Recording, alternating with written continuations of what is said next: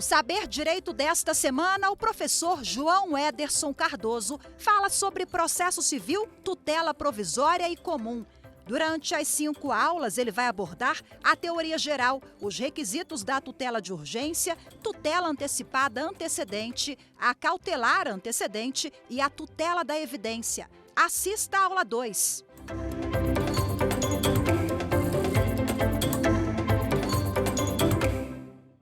Olá! Vamos então à nossa segunda aula sobre tutela provisória. No primeiro encontro, falamos sobre tutela provisória de urgência, evidência. Falamos também sobre o caráter incidental e antecedente dessas tutelas. Para hoje, começaremos falando sobre os tipos de decisões, ou seja, como essas tutelas podem ser deferidas, com foco no juiz singular.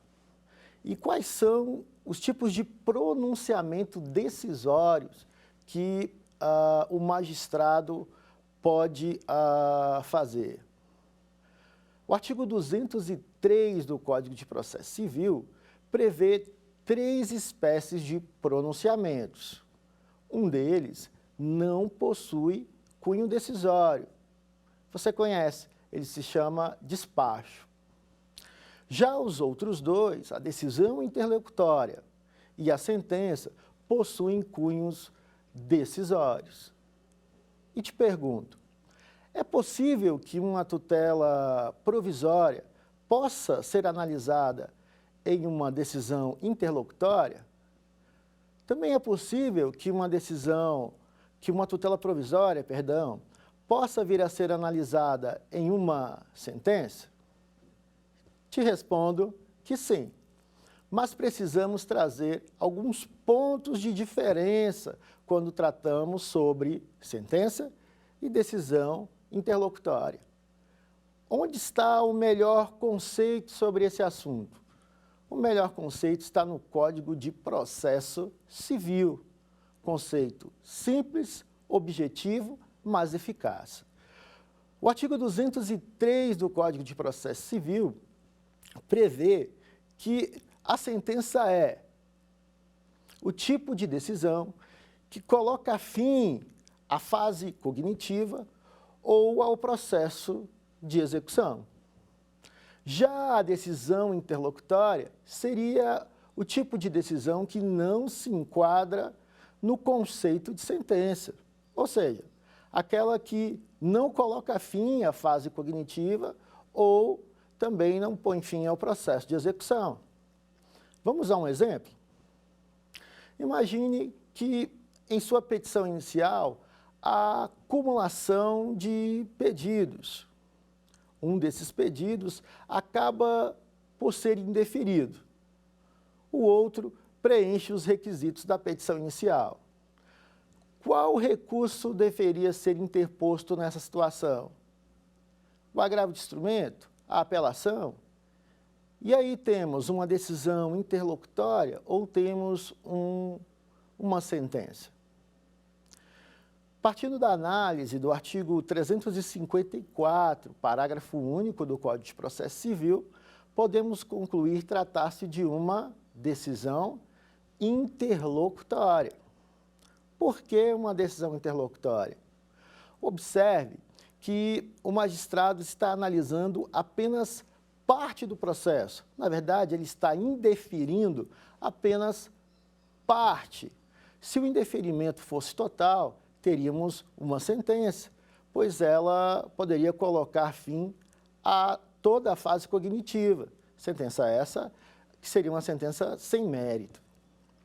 Neste caso, o recurso a ser interposto, por se tratar-se de uma análise parcial, é o recurso de agravo de instrumento, como prevê o artigo 354, parágrafo único do nosso diploma legal. Mas o que isso tem a ver com tutelas provisórias? Já te adianto que tem tudo a ver. Por quê? Para que o magistrado venha analisar o requerimento de tutela provisória, ele irá proferir uma decisão interlocutória ou uma sentença. E isso vai depender do momento do processo.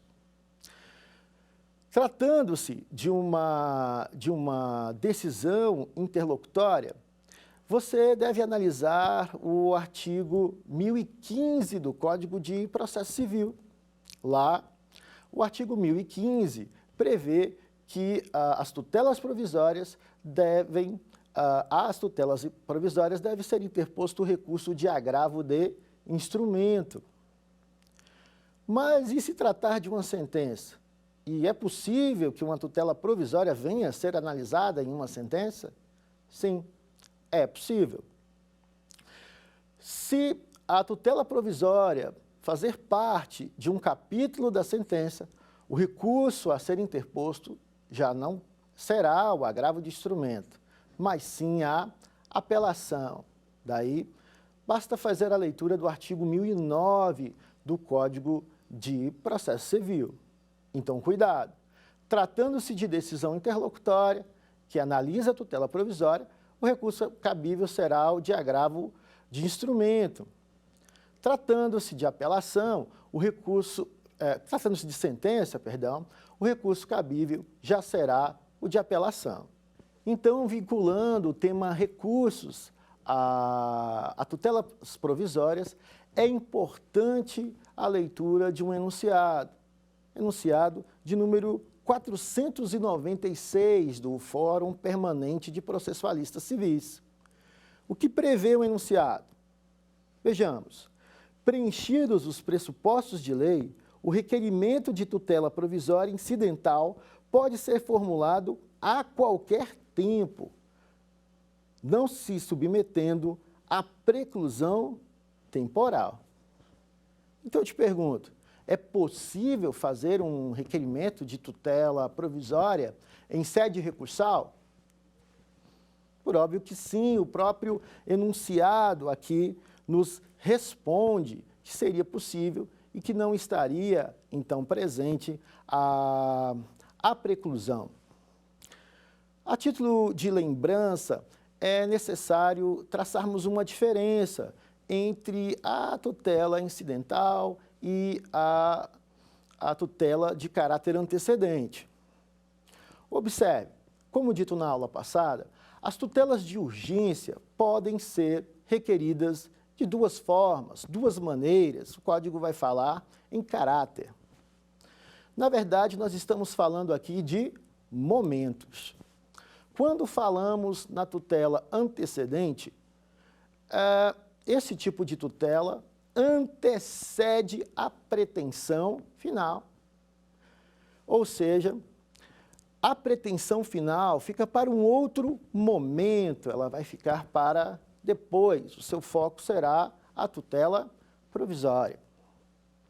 Tratando-se de tutela incidental, ela pode se dar de forma concomitante com uma petição inicial, que não será aquela petição inicial sumarizada, e também pode se dar de forma posterior. Daí, este enunciado.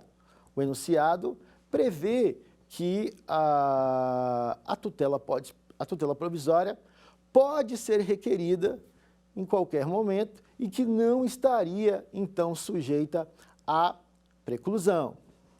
Observe, o tema tutela provisória tem, sim, vinculação com o recurso de agravo de instrumento e o recurso de apelação.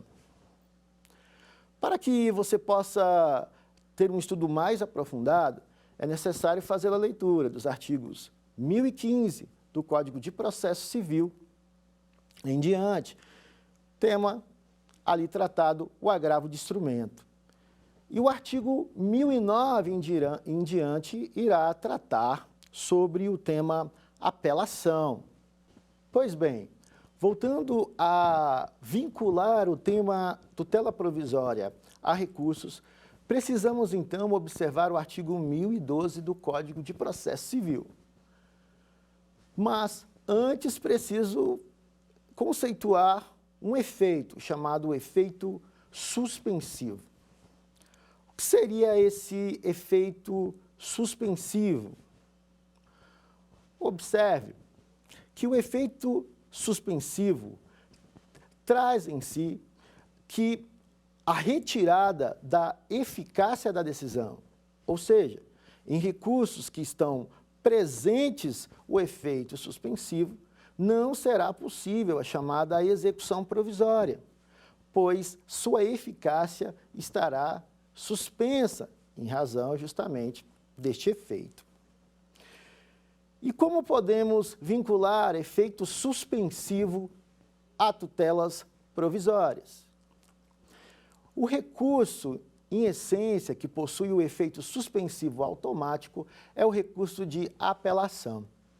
O artigo 1012 do Código de Processo Civil trata que a apelação terá efeito suspensivo, ou seja, a mera interposição da apelação retira a eficácia da decisão, na verdade, suspende a eficácia daquela decisão, impedindo assim uma execução provisória. Esse efeito suspensivo automático não está presente no recurso de agravo de instrumento, ou seja, a mera interposição do agravo de instrumento não suspende a eficácia da decisão. Mas quando falamos do deferimento de uma tutela provisória na sentença ou em sua confirmação, o efeito suspensivo automático não estará na apelação, ou seja, trata-se de uma exceção. Assim, podemos dizer o seguinte: caso o magistrado defira uma tutela provisória e, em sede de decisão interlocutória, posteriormente, se essa decisão for confirmada em sentença, te pergunto, a apelação terá efeito suspensivo automático? A resposta é não.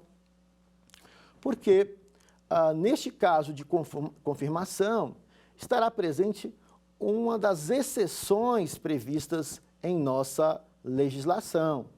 Assim, será possível promover desde logo a execução.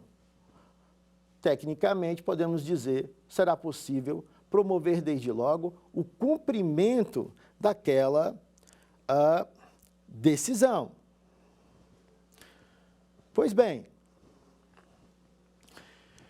focando um pouco mais nas tutelas e tratando de uma forma um pouco mais direta sobre a ideia de satisfação e conservação, é importante você saber diferenciar o que seria uma medida, uma tutela que possui a satisfatividade daquela tutela que não possui. É claro que, na prática, pode ser complicada essa diferenciação, pois há até por parte da doutrina críticas sobre esta divisão. Por que desta crítica? Quando falamos da tutela de urgência, ela se divide em duas espécies. A tutela de urgência antecipada e a tutela de urgência cautelar. Só que ambas exigem dois requisitos mínimos: a probabilidade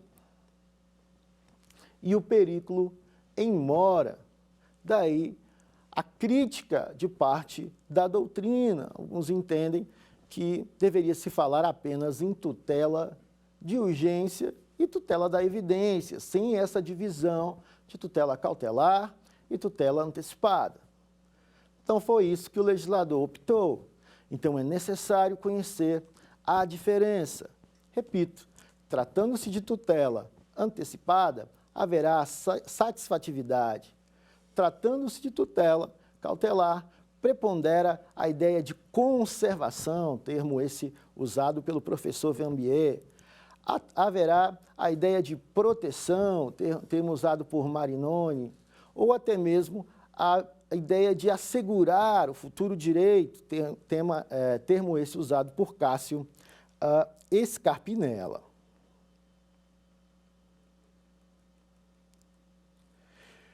Observe que o enunciado 496 do Fórum Permanente de Processualistas Civis prevê que para o deferimento da tutela provisória, que é necessário o seu requerimento. Vou fazer a leitura dele novamente. Olha, preenchidos os pressupostos de lei, o requerimento de tutela provisória incidental. Você lembra de uma discussão que nós fizemos na aula de número 1? Que discussão foi essa? O artigo 300 do Código de Processo Civil não prevê expressamente a exigência do requerimento. Se fizermos uma comparação com o Código de Processo Civil de 1973, lá no artigo 273, a legislação previa que a parte deveria fazer o requerimento. Há aqui uma omissão na nova legislação. Mas veja, este enunciado prevê expressamente o requerimento como um requisito para o deferimento da tutela provisória. Talvez, ao responder questões de concurso ou as questões que envolvam o seu curso, o ideal seja responder que o requerimento é, sim, um requisito para a concessão de tutelas provisórias. Como assim entende o professor Marinoni, por exemplo. Isso tem respaldo no chamado princípio da inércia. Ou seja, dai-me os fatos, eu lhe darei o direito. Cabe à parte fazer o requerimento. E o magistrado irá assim analisar. É o que temos da leitura do enunciado 496. Esse enunciado também traz ali uma relação com o caput do artigo 300. Caput do artigo 300 que trata justamente sobre requisitos para a concessão da tutela provisória. Ou seja, aqui concluo dizendo que, ao meu ver, o requerimento é, sim, uma exigência.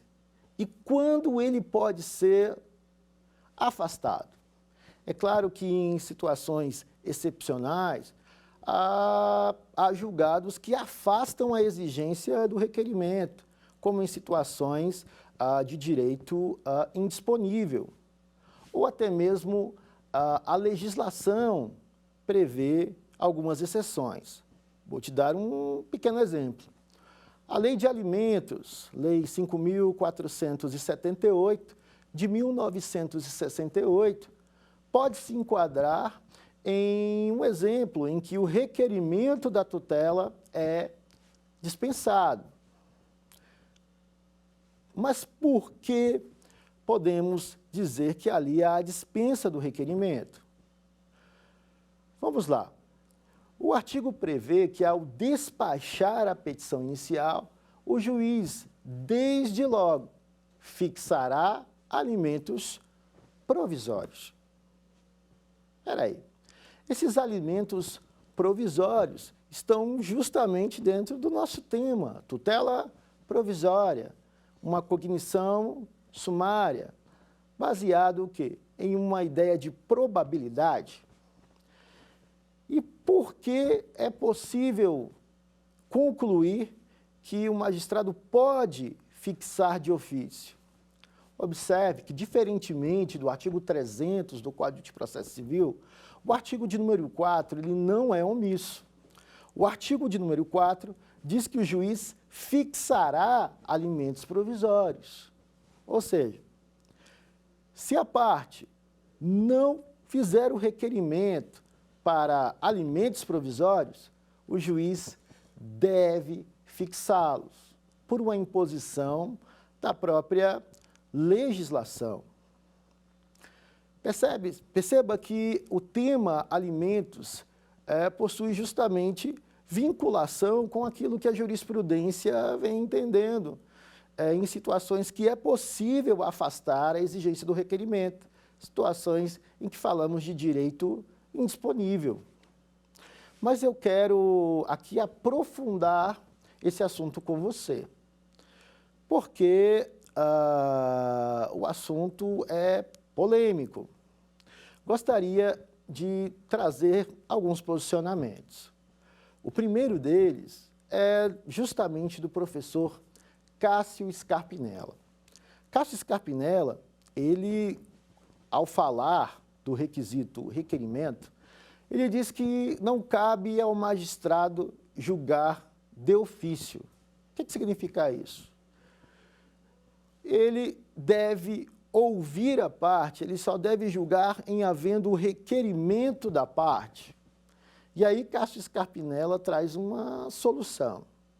Se o magistrado entender que a situação se enquadra em uma possibilidade de deferimento de tutela provisória, Cássio Scarpinella diz o seguinte: ouça-se a parte a fim de dizer se deseja ou não a análise de uma tutela provisória. Esse é o posicionamento de Cássio Scarpinella, em virtude dessa omissão da lei. Mas volto a dizer, o requerimento deve sim ser tido como um requisito, pois, como dito, este enunciado assim o prevê. Só tome cuidado em questões que tratem sobre direitos indisponíveis, pois provavelmente a questão está te levando para a análise de alguma exceção. Então, vamos continuar o nosso assunto. Só para relembrar, o artigo 300 do Código de Processo Civil diz que devem estar presentes probabilidade e perigo de dano ou de risco ao resultado útil do processo. Também prevê a possibilidade de exigência da caução. Em seu parágrafo 2º, ele fala que a concessão pode se dar mediante liminar ou audiência de justificação prévia. Liminar aqui, como dito anteriormente, significa sem ouvir a parte contrária. Mas o que seria essa audiência de justificação prévia? Nada mais, seria uma audiência para que a parte produzisse provas, a fim de deferir a tutela provisória. Ali é uma oitiva de testemunhas, por exemplo, que demonstrassem uma situação de risco. Continuando no artigo 300, ele irá falar de um requisito negativo, que nós já detalhamos na aula anterior, requisito esse que pode, sim, ser afastado. E o artigo 302 do Código de Processo Civil. Veja, tenho focado nesse momento na exigência do requerimento e peço sua atenção para o artigo 302. O artigo 302, ele vai falar o seguinte: independentemente da reparação por dano processual, a parte responde pelo prejuízo que a efetivação da tutela de urgência causar à parte adversa. Então, olha o que acontece. Se o deferimento, a efetivação, melhor dizendo, dessa tutela provisória causar algum dano à parte adversa, haverá ressarcimento? Aqui, É exigida alguma culpa para que o ressarcimento venha a ser realizado? Te respondo que a parte beneficiada deve ressarcir. E também não é exigida a culpa. Trata-se aqui de responsabilidade objetiva, ou seja, havendo dano na efetivação da tutela provisória, a parte beneficiada irá ressarcir. Por isso, doutores, o requerimento deve sim ser exigido. Seria um pouco ilógico, vamos assim dizer, exigir de alguém um ressarcimento de algo que não foi por ele pedido. Em uma análise sistemática do Código, concluo dizendo que o requerimento é sim um requisito. Mas quero ler aqui alguns incisos do artigo 302. Olha as situações em que a parte deve ressarcir, parte essa beneficiada. Inciso 1. Se a sentença lhe for desfavorável. Então, imagine, eu faço ali como requerimento, ao meu ver é um requisito, vou dizer que faço o requerimento. Eu, João, faço um requerimento de tutela provisória. Para que essa tutela venha a ser efetivada, o magistrado acaba, com base no artigo 297, aquele poder geral que nós mencionamos na aula passada, deferindo medidas para sua efetivação. Uma dessas medidas acaba gerando dano, um arrombamento de um portão, por exemplo. Eu, que fui beneficiado pela tutela provisória, ao final, tive o meu pedido julgado improcedente.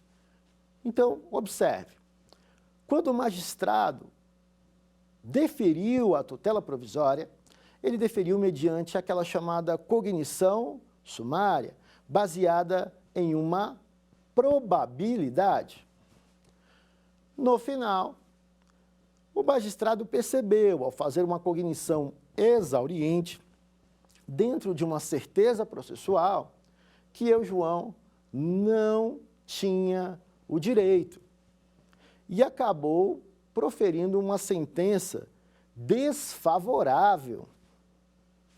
Olha, meu pedido foi julgado improcedente. Em consequência, a tutela provisória perdeu a eficácia e eu tenho, então, a obrigação de ressarcir a parte prejudicada. O inciso 2 também diz que,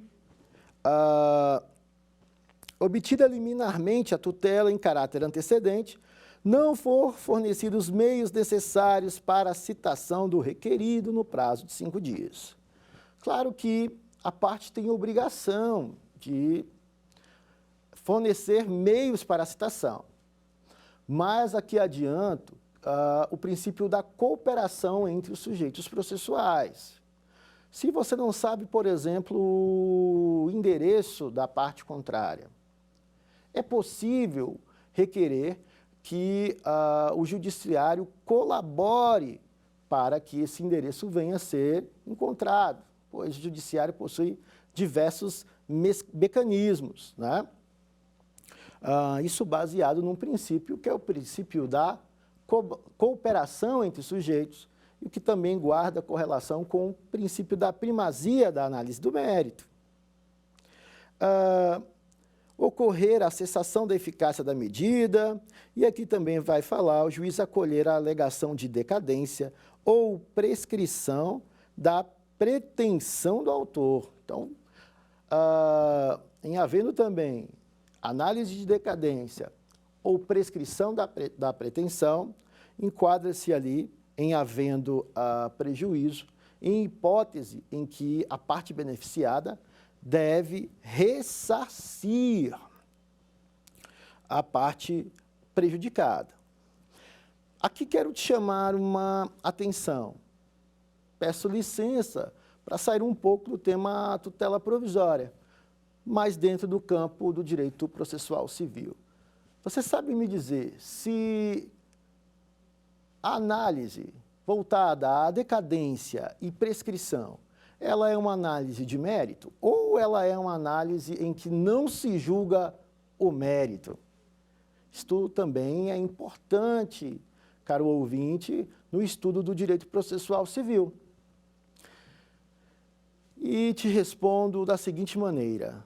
Artigos 332 e 487 do Código de Processo Civil prevêem o quê? Eles prevêem que a decadência e prescrição são situações em que haverá a análise do mérito. Então, cuidado. Decadência e prescrição não são causas de extinção sem a análise do mérito e também possuem vinculação com o tema tutela provisória. A gente vai verificar isso mais adiante, também lá no artigo 310, que vai estar tratando de forma mais específica da tutela cautelar de caráter antecedente, que repete aí este assunto, certo? Agora, vamos falar mais um pouco sobre tutelas antecipadas? E eu gostaria de te questionar o seguinte: você sabe me dizer qual é a diferença de uma tutela provisória de urgência antecipada para um julgamento antecipado? São nomes parecidos, mas observe, não temos aqui situações que são sinônimas. Por quê? A tutela antecipada é uma tutela provisória. Sua cognição é uma cognição sumária. Cognição vem de análise, né? Uma análise feita diante de uma probabilidade. Já o julgamento antecipado é uma análise de mérito. Julgamento antecipado, por exemplo, nós temos ali situações em que se dispensa uma dilação probatória. E esse julgamento antecipado pode, inclusive, ser um julgamento antecipado parcial. Então, vou aqui te dar um exemplo e quero que você me responda. Se nós temos uma tutela provisória ou se nós temos um julgamento antecipado, em que se analisa o mérito, em que se há uma cognição exauriente. Olhe esta situação. Como eu disse, é possível que tenhamos um julgamento que seja um julgamento antecipado parcial. Está lá no artigo 356. Isso possui vinculação com cumulação de pedidos. Vamos pensar então em um divórcio com partilha de bens? O divórcio é um direito inquestionável, é um direito potestativo. Pergunto a você, imagine que o réu acaba sendo citado. Ele apresenta a sua contestação. Traz a impugnação com relação à partilha de bens. Posso eu fazer um pedido de julgamento antecipado? Ou obrigatoriamente devo falar em uma tutela provisória? Em uma tutela provisória antecipada? Veja o que acontece. O divórcio não vai exigir uma dilação probatória. Como o divórcio não exige essa dilação probatória, posso eu fazer um pedido de julgamento antecipado. Ou seja, posso requerer o julgamento definitivo do divórcio. Assim, o processo teria continuidade apenas com relação à partilha de bens. Se eu faço um requerimento de tutela antecipada, observe, terei a antecipação da pretensão final. Pretensão final essa que seria o próprio divórcio. Mas vejamos que no caso concreto, falar de julgamento antecipado beneficia a parte, por se tratar de um julgamento definitivo e não de uma tutela provisória, que teremos então uma coisa julgada e uma coisa julgada material. Ou seja, o que vai diferenciar a tutela antecipada do julgamento antecipado? Primeiro, quando você verificar uma situação de julgamento antecipado, você vai se deparar com a análise do mérito, e é melhor chamá-lo de julgamento imediato. Já na antecipação de tutela, nós estamos falando de uma análise voltada a tutelas provisórias. Aí está, então, a diferença entre elas. Veja, é necessário fazer um estudo sistemático da legislação para que você possa entender os institutos e aplicá-los corretamente e também fazer os pedidos de forma mais adequada possível. Para não ficar apenas falando de tutelas que dizem ao mérito, vou aqui trazer então algumas situações, alguns exemplos. Exemplos esse agora que quero voltar a tratar das tutelas de urgência. Te pergunto em uma seguinte situação.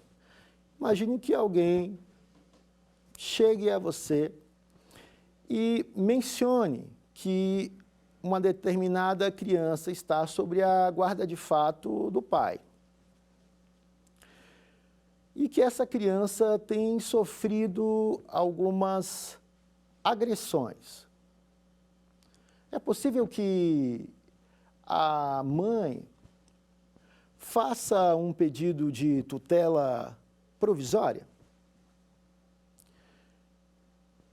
Essa tutela provisória traz em si a ideia de urgência? Para ambos os questionamentos, a resposta é sim. Vamos lá. É possível uma tutela provisória? A resposta, sim. Essa tutela seria de natureza antecipada ou cautelar? Olha, nós temos aqui uma tutela de urgência de natureza antecipada. Por que antecipada? Pense comigo. No pedido provisório foi realizado o requerimento de guarda provisória. E qual será o pedido final? A guarda definitiva. Veja que o pedido provisório antecipa os efeitos do resultado final. Então, nós temos aqui uma tutela de urgência de natureza antecipada e não de natureza cautelar. Conseguiu compreender esse exemplo? A análise dessas respostas se voltam mais uma vez na diferenciação cautelar, tutela antecipada, satisfação e proteção. Vamos lá. O que diz Daniel Amorim? Na tutela satisfativa, o que prepondera? O que preponderou aí, ao seu ver? Na tutela antecipada, o que preponderou foi a ideia de satisfação. O direito material foi antecipado.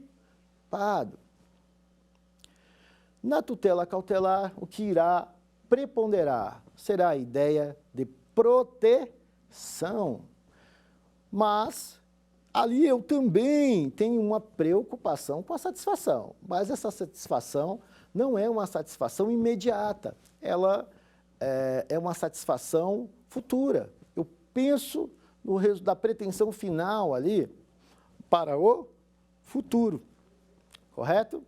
Por isso é importante você perceber as diferenças mencionadas entre tutela cautelar, que é uma tutela de urgência, e tutela de urgência antecipada.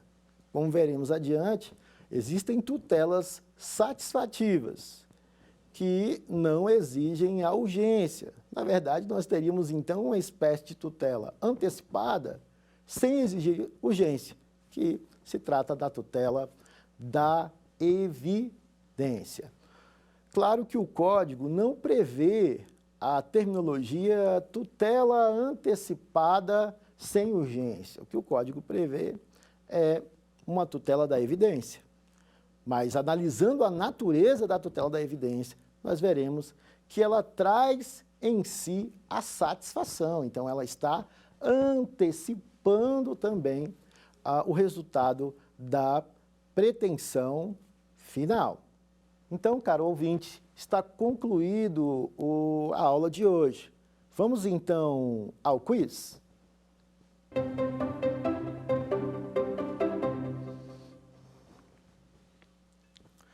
Vamos lá. Em razão de grave enfermidade, consumidor de plano de saúde ajuizou demanda em que pleiteava a condenação da operadora prestadora do serviço a lhe custear um tratamento específico.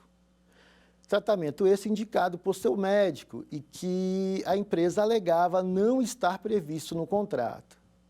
Sem prejuízo da tutela jurisdicional definitiva, abarcando a condenação da ré a cumprir a obrigação contratual e a pagar as verbas reparatórias de danos morais, o autor requereu, em sua inicial, a concessão de tutela provisória, consubstanciada na determinação judicial e na audita altera partes, ou seja, liminarmente, para que a empresa viabilizasse de imediato o tratamento pretendido, o que foi deferido.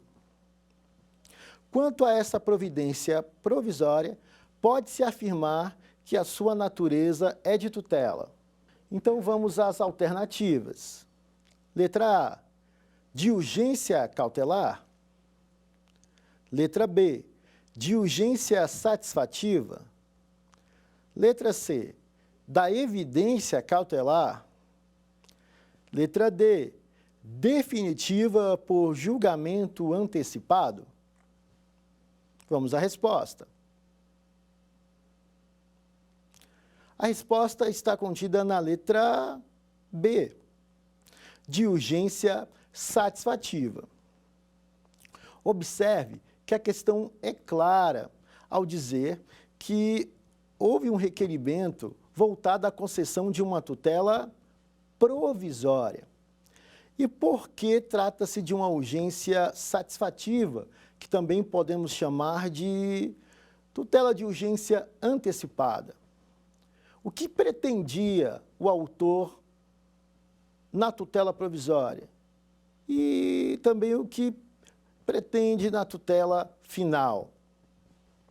Observe que o autor pretende o deferimento do tratamento, o que encontra semelhança com o pedido principal. Por isso, a resposta está contida na letra B. A letra A fala de tutela de urgência cautelar. Como a questão trata de uma medida satisfativa, a resposta, a letra A não é uma resposta adequada, por possuir um cunho protetivo. Na letra C, é simples dizer que a tutela da evidência não possui natureza cautelar. Na letra D, nós temos aqui o erro, porque o julgamento antecipado não é uma tutela provisória, e sim uma tutela definitiva. Por isso, então, a resposta está na letra B. Vamos à próxima questão.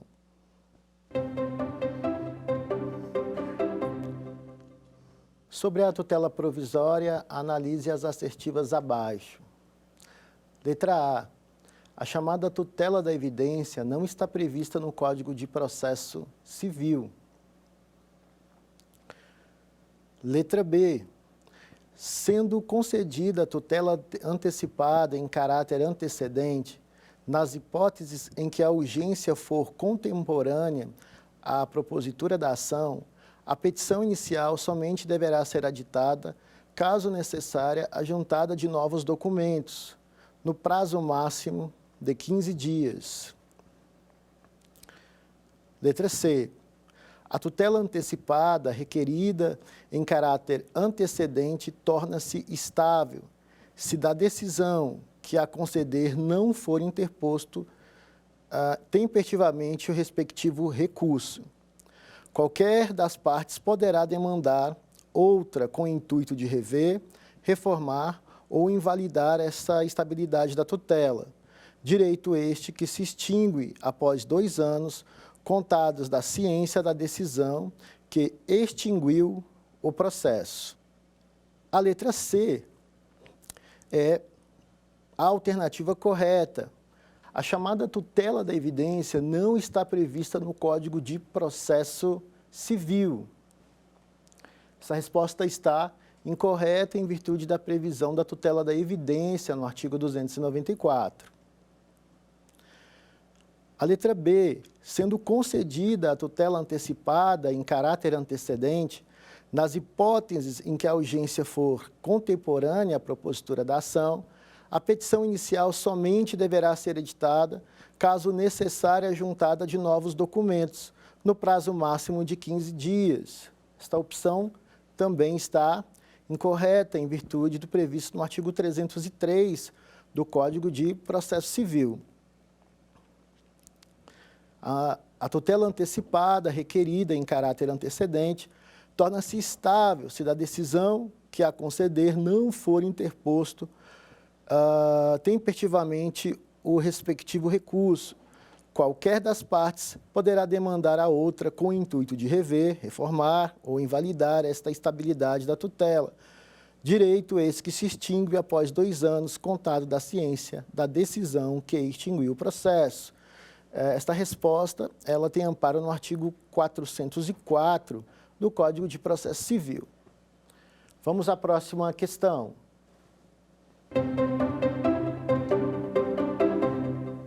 Considere as seguintes afirmativas sobre o tema da tutela provisória no âmbito do Código de Processo Civil. Assinale a alternativa correta. Letra A. A tutela provisória de urgência, cautelar ou antecipada pode ser concedida exclusivamente em caráter antecedente. Letra B. A tutela provisória requerida em caráter incidental depende do pagamento de custas. Letra C.